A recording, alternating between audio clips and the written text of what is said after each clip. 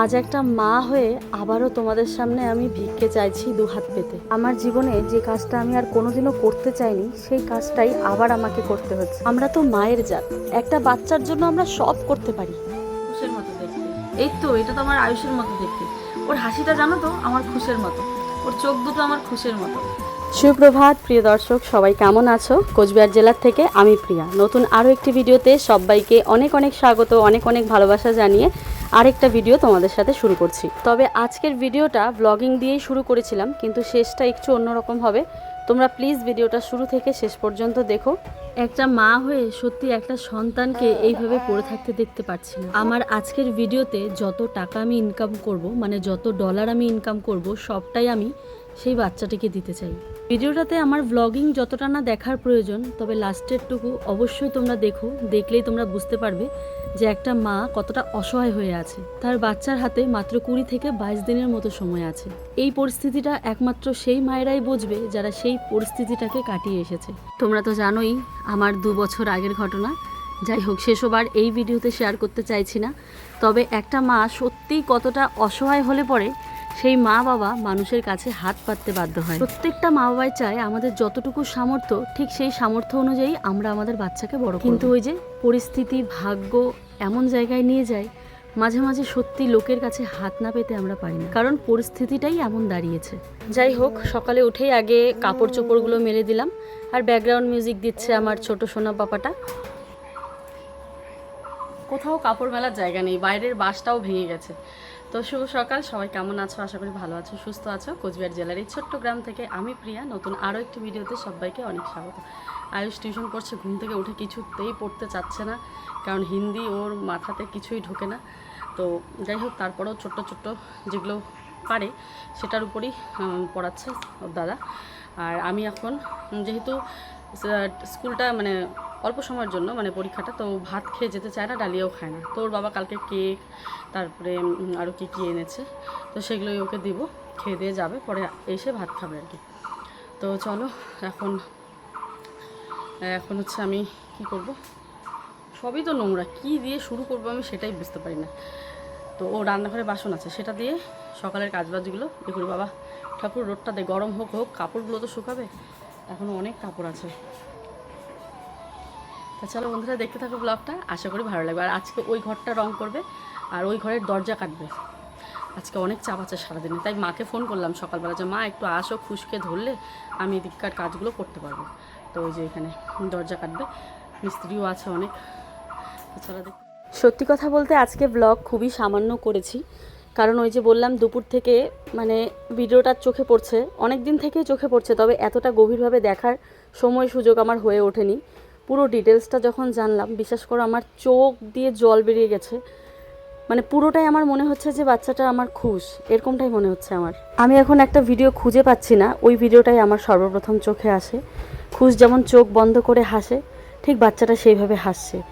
তো আমি এত মানে আমার দেখে কান্না পেয়ে গেছে, কি বলবো তোমাদেরকে। হয়তো খুশের থেকে একটু বড় হবে আমাদের এই মনুশ্রী। তো সবটা তোমাদের পরে শেয়ার করছি। এদিকে এই যে কম্বল টম্বল ভাঁজ করে নিচ্ছি। আসলে সকালবেলা করে এতটা কাজের প্রেশার হয়, কোন কাজের থেকে কোন কাজ করব সেটাই বুঝে উঠতে পারি না। সারাদিন খাওয়া, স্নান, কতটা যে আমি লেট করে করি, কতটা যে মানে কাজের চাপ, সেটা তোমরা আমার ব্লগ দেখেই বুঝতে পারো।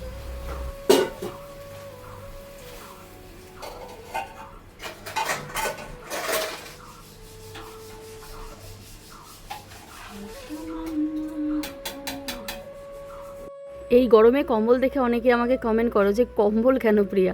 আসলে কি বলো তো, এই ভোরের দিকে বৃষ্টি হয় তো একটু ঠান্ডা ঠান্ডা লাগে। তো এবার পাতলা কম্বল তো বার করা নেই, যেটা পাই সেটাই গায়ে দেই। ওই একবার গরম লাগবে, একবার ঠান্ডা লাগে। আর কম্বল দুটো তো বাইরেই আছে, তোমরা জানো। এই দুটো কম্বলেরই জায়গা হচ্ছে না, মানে কোথায় রাখবো। তো যাই হোক, এখানে দেখো পুঁই শাকের ডগা এনেছে আর চাল কুমড়ো এনেছে। তো এইটা দিয়েই আজকে রান্না করতে পারে। এনেছে শুটকি মাছ, আজকে কোনো মাছ মাংস কিছুই আনেনি, বলেছে এগুলোই করো যে করে হোক। তো আমি ভাবলাম এক কাজ করি, পুঁই শাক দিয়ে সর্ষে বাটা দিয়ে শাক করি। এদিকে দেখো আমার কিন্তু 1 বোতল তেল প্রায় শেষ। আসলে দেখো 2-3 জন খাইলে হয়তো তেলের বদলটা শেষ করতে পারতাম না। লোক আছে, মিস্ত্রি আছে, তার মধ্যে মাংস রান্না হয়। মাংস রান্না করলে তো একটু হলেও তো তেল তো বেশি দিতেই হয়, তাই না? তো তেল কিন্তু আমার শেষ। তো আজকে কত তারিখ তোমাদের বলেছিলাম 1 তারিখ থেকে শুরু করলাম, আজকে বোধহয় 9 তারিখ, বোধহয় 9 দিনে আমার 1 লিটার তেল শেষ। ধামালি আমি একদিনে 9 লিটার তেল খাই, মানে আমি না, মানে আমার ঘরে রান্না হয় 1 লিটার তেলের। তো যাই হোক, এটা শেষ হলো, আর এই যে এইটুকু আছে ওইখানে ভাতটা ভাজবো, আর এইটুকু দিয়ে এটাকে বোতলটাকে ফেলে দেবো, তারপর আবার নতুন একটা বার করব।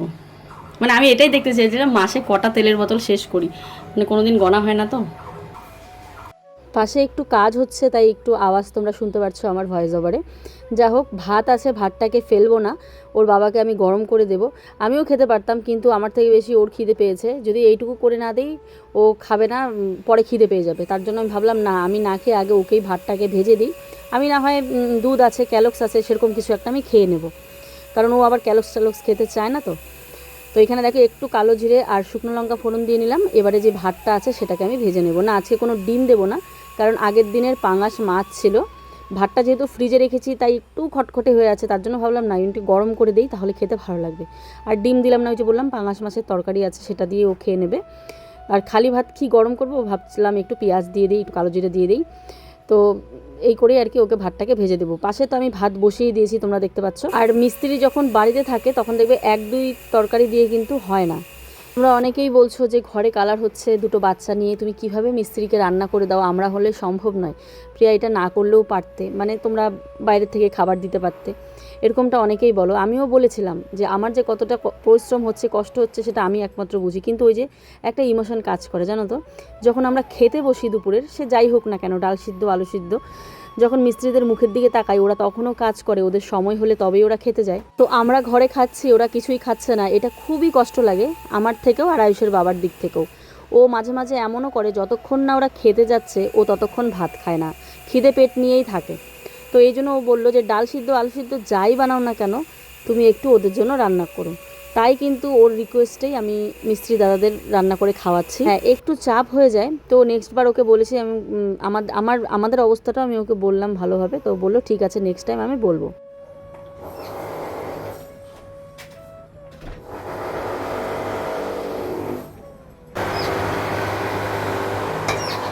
তো বন্ধুরা, আমি চলে আসলাম স্নান টান করে। এবারে আয়ুষকে খেতে দিব, ডাল সিদ্ধ হয়েছে, আর একটা ডিমের পোস্ট করে ওকে খেতে দিব। তারপরে এই যে শাক ও কেটে দিল, পুঁই শাক, আমি একটু এডিট করছিলাম, তো তারপর স্নান করে আসলাম। আর এখানে শুটকি মাছের চাটনি বললো পেঁয়াজ দিয়ে। তো দেখি চাটনি, শাক আর ডাল, এটাইও করতে বললো আর কিছু করতে হবে না। রান্নাতে কি কি মেনু হবে প্রত্যেক দিন ওই সিলেক্ট করে, ওই বাছে কী কী আজকে বানাবো।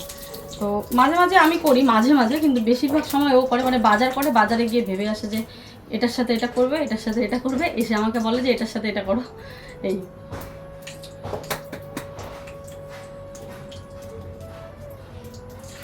ডাক্তার বলেছে আয়ুষকে সারাদিনে যতবার লাল চা দেওয়া যায়। এই প্রশ্নটা আমাকে অনেকেই করে যে প্রিয়া, আয়ুষ কেন লাল চা খায়? তো তোমরা সবাই জানো আয়ুষ আমাদের থ্যালাসেমিয়া পেশেন্ট, ওর পুনেতে ট্রিটমেন্ট চলছে।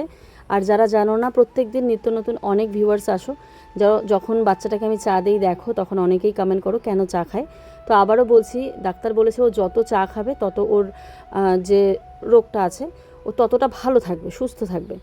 তো তাই কিন্তু ওকে দিনে যতবার পারি, অতবার তো পারি না, তার মধ্যেও যতবার আমি পারি আমি দেই আর কি।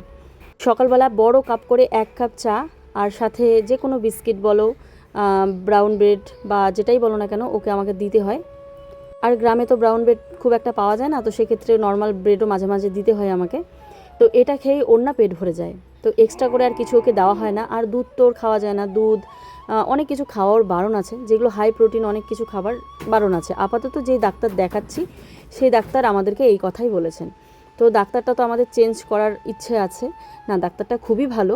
তারপরেও যেহেতু পুনের ট্রিটমেন্ট অনেকটা দূর হয়ে যায়, আমরা কিন্তু একটু চেঞ্জ করব। আমাদের এখানেই একজন ভালো ডক্টরের খোঁজ পেয়েছি, তো যেদিন যাব অবশ্যই তোমাদের সাথে শেয়ার করব। আর উনি শিলিগুড়িতে বসেন। তো এই ব্যাপারগুলো না আমার ব্লগে শেয়ার করতে ইচ্ছে করে না, আয়ুষকে নিয়ে যা আছে মনে আছে। তবে এই যে কিছু কিছু যারা নতুন ভিউয়ার্স আছো জিজ্ঞাসা করে আমাকে যে মা কেন বাচ্চাকে চা দিচ্ছে, এটা আবার কীরকম। তো ওদের জন্য এটাই হচ্ছে মানে ভালো, তার জন্য আমাকে দিতে হয়। আর ওর টাইম টু টাইম আমাকে আয়ুষকে কিন্তু খেতে দিতে হয়। এই জিনিসটা যারা জানো না তাদেরকে আবারও বলছি, প্রত্যেক দিন 1টা-1.5টার মধ্যে আমাকে ওকে খাবার দিতেই হবে, কারণ ওর ওষুধ আছে। ও দিনে 12টার মতো ওষুধ খায়, মানে 3 বেলায় ওর ওষুধ চলে, আর সেটা আমাকে মেনটেন করে খাওয়াতে হয়। যদি একটু ভুল হয়ে যায় তো কোনো সময় ভুল হয়ে যায় মাঝে মাঝে, একবারই বলবো না যে একুরেট, তবে খুব কম, কারণ আমি আজ 2 বছর ধরে ওকে ওষুধটা খাওয়াচ্ছি, খুব কম ভুল হয়। মানে এই যে ধরো এমন মিস্ত্রি আছে বা কিছু, যে সকালে যদি আমি খাওয়াতে না পারি তো সেই ওষুধটা আমি দুপুরে খাইয়ে দিই। ডাক্তার বলেছে যে কোনো এক টাইম খাওয়ালেই হবে যেই ওষুধটা আছে। তো সকালে যেটা প্রত্যেক দিন খাই সেটা হয়তো একটু লেট হয়ে দুপুর হয়ে যায় মাঝে মাঝে। আমি তো মানুষ, আমি তো মেশিন নই, তাই না? আমারও ভুল হয়, তো কোনো ব্যাপার না। ডাক্তারকে যখন ফোন করে বলে কোনো ব্যাপার না, সকালে মিস্টেক হয়েছে তো দুপুর রাত্রি যে কোনো এক সময় খাইয়ে দিলেই হবে। তো যাই হোক, আমার কিন্তু রান্না হয়ে গেছে পাতলা করে টমেটো দিয়ে মুসুর ডাল, ডিমের অমলেট, শুটকির চাটনি, আর হচ্ছে পুঁই শাক। এটা করে নিলাম, লাস্টে আবার ডিমের অমলেটটাও করলাম, যে কিছু নেই ভাজা ঠাজা, তাই ডিমের অমলেটটা কিন্তু করে নিলাম, আর লেবু কেটে নিলাম। যাই হোক, খাওয়া দাওয়ার পর না, দুপুর থেকে ওই ভিডিওগুলো দেখার পর আমি আর কোনো ভিডিও করতে পারিনি। এবারে চলে আসলাম একেবারে বিকেল না, সন্ধ্যের দিকে। এদিকে এসেছে মনিকা দি ভাই, তারপরে হচ্ছে মৌ, একটু পরে দীপিকা দি ভাই আসবে, তারপরে হচ্ছে মমতা দি ভাই আসবে, নন্দিনীর মা দি ভাই আসবে। সবাই মিলে আমরা একটা প্ল্যান করছি, সেটা তোমরা অবশ্যই পরের ভিডিওতে দেখতে পারবে। তো গল্প গুজব হচ্ছে, আর এখানে দেখো দিদিভাইয়ের মনিটাইজেশনটা অন করে দেওয়া হচ্ছে, মানে আয়ুষের বাবা করে দিচ্ছে।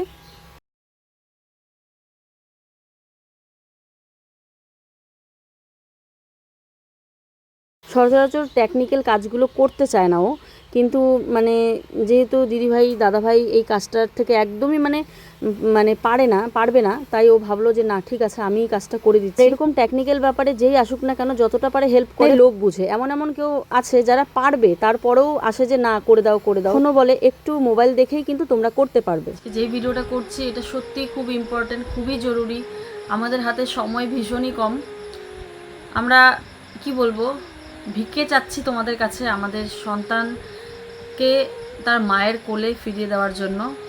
হ্যাঁ, আমাদেরই সন্তান বলবো, কারণ পৃথিবীর যত ছোট্ট ছোট্ট ছোট্ট সন্তান বাচ্চারা, ফুটফুটে বাচ্চারা আছে, সবাইকে কিন্তু আমরা নিজের সন্তানের মতো দেখি। একটা বাচ্চাকে দেখে মনে হয় এই তো আমার খুশের মতো দেখতে, এই তো এটা তো আমার আয়ুষের মতো দেখতে, ওর হাসিটা জানো তো আমার খুশের মতো, ওর চোখ দুটো আমার খুশের মতো। বাচ্চারা যখন হাসছে, এই আয়ুষের মতো হাসছে না দেখতে। এই যে আমরা আমাদের বাচ্চার সাথে যে মিলিয়ে নিই, পৃথিবীর প্রত্যেকটা ছোট্ট খুদেরা আমাদের নিজের বাচ্চার মতন। তাই আজকে তোমাদের কাছে ভিক্ষে চাইছি, যেটা সত্যি বলছি, আমি মন থেকে মেনে নিয়েছিলাম জীবনে আর যাই করি না কেন তোমাদের সামনে আমি এই দুটো হাত পাতবো না। একবার যে ভুলটা করেছি, এই ভুলটা আমি আর করব না।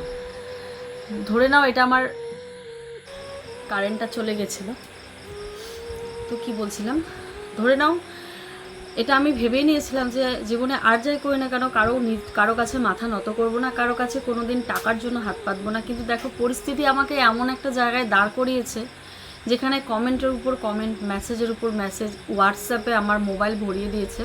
কারণ তোমরা জানো ফেসবুকে আমাদের নাম্বারগুলো দেওয়া হয় প্রমোশন ভিডিওর জন্য, সেখানে কিন্তু আমরা সচরাচর কথা বলি না, কোনো একটা ব্র্যান্ড প্রমোশন আসলে তবেই কথা বলি। তো সেখানে আমাকে পুরো নক করছে, শুধু মেসেজ যখনই দেখছি না কেন, শুধুমাত্র সেই ত্রিপুরার মনুশ্রী চৌধুরী, যে ছোট্ট আমাদের খুদে, তার কথা, মানে তার উপর করে সেই মেসেজগুলো করা। আমি তখন সমস্ত ডিটেলসটা দেখি, ত্রিপুরার সমস্ত ভিডিও দেখি, ফেসবুক পুরো ভরে গেছে, কেন জানি না, ইউটিউবে কেন এখনও সেরকমভাবে মানুষ ভিডিও বানাচ্ছে না। তো দেখো আমাদের যে আহামরি অনেক বড় পেজ, অনেক বড় চ্যানেল সেটাও নয়, তারপরেও যতটুকু আছে এনাফ। একটা বাচ্চাকে আমরা চাইলেই বাচ্চাটাকে যতটা পারি আমরা সাহায্য করতে পারি। আজকে আমিও তোমাদের সামনে দুহাত পেতে ভিক্ষে চাইছি সেই বাচ্চাটার জন্য, যে আমরা একদিনের ভ্লগ ভিডিও, একদিনের সমালোচনামূলক ভিডিও, একদিনের কমেডি ভিডিও, একদিনের যে কোনো যার যে চ্যানেল বেসিসে যে চ্যানেল ভিডিও হয়, সমস্তটা বন্ধ করে আমরা পারি না কি একদিনের জন্য আমাদের এই মনুশ্রীর জন্য ভিডিও করতে। হয়তো টাকা দিয়ে আমরা হেল্প করতে পারছি না, তবে একটা ভিডিও শেয়ার করতে পারি, যারা পারবে দিতে তাদের কাছে আমরা সেই ভিডিওটাকে পৌঁছে দিতে পারি, তাই না? তো একটা মা বাবা কতটা অসহায় হলে পরে একটা বাচ্চার জন্য এইভাবে, মানে কি বলবো। যাই হোক, আমার একটাই কথা, আমি একটু আগে যেই কথাগুলো বলছিলাম আমার মাথাটা গুলিয়ে যাচ্ছে। মানে কি, আমি দুপুরবেলা ভীষণ পরিমাণে চোখের জল ঝরেছে আমার বাচ্চাটাকে দেখে, কারণ বাচ্চাটার চোখ, বাচ্চাটার হাসি, মানে সবটাই আমার খুশের মতো লেগেছে, বিশ্বাস করো। দুপুর থেকে মনটা খুব খারাপ, ভিডিও করব এই না, আমি যতটুকু পারি সাহায্য করি, কারো কাছে শেয়ার করব না, থাক কারণ আমি তো সেই দিনটা পার করে এসেছি, আমি জানি কোন দিন আমি পার করে এসেছি। তাই আমি ভেবে নিয়েছিলাম তোমাদের কাছে কোনোদিনও হাত পাতো, এই এতদিনে যতগুলো আমি ঠাকুরের কৃপায় করেছি কিনা আমি তোমাদেরকে না জানিয়ে, আমি তোমাদেরকে জানাইনি, কোনো ভিডিও করিনি, আমার যতটুকু সামর্থ্য আমি চেষ্টা করেছি। কিন্তু দেখো আজকে কেন বাধ্য হলাম, কারণ আমাদের হাতে আর বেশি সময় নেই। মাত্র 20 থেকে 22 দিনের মধ্যে আমাদের 18 কোটি টাকা জোগাড় করতে হবে। কলকাতার অনেক ক্রিয়েটাররা যাচ্ছে, আমার কাছে যে সত্যিই আমার সামর্থ্য থাকতো, সামর্থ্য বলবো না, আমার যদি উপায় থাকতো, সামর্থ্য অবশ্যই আছে, যদি আমার কাছে কোনো উপায় থাকতো আমি হয়তো কালকে ট্রেন ধরে আমি কালকে ত্রিপুরা যেতাম, আমার যতটুকু সাহায্য করার আমি করে আসতাম। কিন্তু ওই যে আমার তো উপায় নেই, সামনেই কাজ, বাচ্চা দুটোকে, ছেলের পরীক্ষা চলছে, মানে কিভাবে যাব, সম্ভবই নয়। তারপরেও আমি ভাবলাম আমার যেই দুটো পেজ চ্যানেল যাই আছে না কেন প্রত্যেকটাতে আমি আমার ভিডিও পোস্ট করব, যার কাছেই যাক না কেন সবাই আমি জানি সাহায্য করবে। বিন্দুতে বিন্দুতে সিন্ধু হয়, এই কথাটা আমি আগেও বলেছিলাম। আমরা যদি প্রত্যেকেও 10-20 টাকা করে হেল্প করি আমরা অনেকটা এগিয়ে যাব আমাদের সেই 18 কোটির জায়গায়। আর সবাই যদি আমরা হেল্প করি এইভাবে তাহলে 18 কোটিরও বেশি টাকা হয়তো উঠে যাবে, তাই না? কিন্তু এই যে 18 কোটি টাকা বাড়ির গোড়ের ব্যাপার নয়, একটা মধ্যবিত্ত নিম্ন মধ্যবিত্ত রিচ ফ্যামিলির পক্ষেও দেওয়া সম্ভব নয়, জোগাড় করা সম্ভব নয়। তবে চেষ্টা তো করতেই পারি, তাই না? সবাই মিলে যদি আমরা হাতে হাত রাখি তবে আজকে আমাদের মনুশ্রী সোনাটা, এত ফুটফুটে একটা বাচ্চা, তার মুখে আমরা হাসি দেখতে পারবো, তার মা বাবার মুখে আমরা হাসি দেখতে পারবো, তাকে সুস্থ করে তুলতে পারবো, তাই না বলো? তো আমি কোনো দিক না ভেবে, আমার পুরনো সব কথা ভুলে আমি ভেবেছি না, আমি যতটুকু করব আমি আর কতটুকু সাহায্য করতে পারবো। 18 কোটির কাছে পায়ের ধুলো মাত্র। আমি চাচ্ছি যে ভিডিও করে সবার কাছে যদি আমি বলি, হয়তো আমাকে যারা ভালোবাসে, বা দেখো বাচ্চা এমন একটা জিনিস, শত্রু মিত্র বলে কিচ্ছু হয় না, তাই না? বাচ্চা আমাদের ফুলের মতন, সববার বাচ্চাই। তো আমি এইটুকু জানি আমাকে যারা হেটও করে তারাও সাহায্য করবে এই বাচ্চাটাকে, আমার এইটুকু বিশ্বাস আছে। তো যাই হোক, জানি না কি বললাম, কি বোঝাতে পারলাম। বাচ্চাটা অনেক বিরল রোগে আক্রান্ত, যারা বাচ্চাটার ভিডিও দেখোনি ফেসবুক খুলে মনুশ্রী চৌধুরী নামে সার্চ করবে, দেখবে এত ভিডিও। ত্রিপুরাবাসী পুরো বুক উজাড় করে দিচ্ছে, ত্রিপুরাবাসীকে দেখে আমি সেলুট একদম। ত্রিপুরার যে মন্দিরগুলো আছে, মন্দিরের যে দানের যে বক্সগুলো হয়, সেই বক্সগুলো খুলে দিচ্ছে। প্রত্যেক দিন যত টাকা উঠছে সব মনুশ্রীর জন্য হচ্ছে। ইভেন আজকে দেখলাম ওর জন্য যজ্ঞ হচ্ছে বড় বড় মন্দিরে, মনুশ্রীর জন্য বড় বড় মন্দিরে যজ্ঞ হচ্ছে। তাহলে ভাবতে পারছো? কিছুদিন আগে যে বাচ্চাটা 16 কোটির জন্য একটু টাইম পেয়েছে, কিন্তু এই বাচ্চাটার ক্ষেত্রে একদম সময় নেই। 20 থেকে 22 দিনের মধ্যে একটা নিউজে দেখলাম মাত্র 2 কোটি টাকা অ্যারেঞ্জ হয়েছে এই কয়েকদিনে, এখনও আরও 16 কোটি টাকা বাকি আছে। জানি না কিভাবে হবে, তবে সবাই যদি আমরা এগিয়ে আসি না, অবশ্যই হবে। তো আর কি বলবো, কিছু বলার নেই। তোমরা প্লিজ আমাদের পাশে থেকো, এই বাচ্চাটার পাশে থেকো। আমি স্ক্যানার দিয়ে দিচ্ছি আমার ভিডিওর স্ক্রিনে, এটা হচ্ছে মনুশ্রীর মা বাবার স্ক্যানার, যেটা দিয়েছে ওখান থেকে সেটাই আমি দিলাম। পুরো টাকাটা তোমরা স্ক্যান করে পাঠাতে পারো। আর অ্যাকাউন্ট ডিটেলস যদি থাকে তো আমি সেটাও কমেন্টে পিন করে দেবো, তোমরা একটু দেখো। যার যতটুকু পারো, যে যতটুকু পারো না কেন, যেইভাবেই হোক না কেন, আমরা আমাদের মনুশ্রীকে আমাদের চাই সুস্থ করে, যে করেই হোক আমাদের ফিরিয়ে আনতে হবে। সবাই পাশে থেকো আর ভিডিও করো অবশ্যই, যেরকমই ভিডিও করো না কেন এই ভিডিওটা একটু করো, যাতে করে সবার কাছে পৌঁছায়। আর হ্যাঁ, এই ভিডিওটা করে, এই ভিডিও না, আমি যতগুলো ভিডিও করব, ভিডিওতে যতগুলোই ডলার হোক না কেন, পুরো ডলারটাই আমি তুলে দেব ওদের হাতে। চলো, একটা মায়ের রিকোয়েস্ট, সবাই দেখো।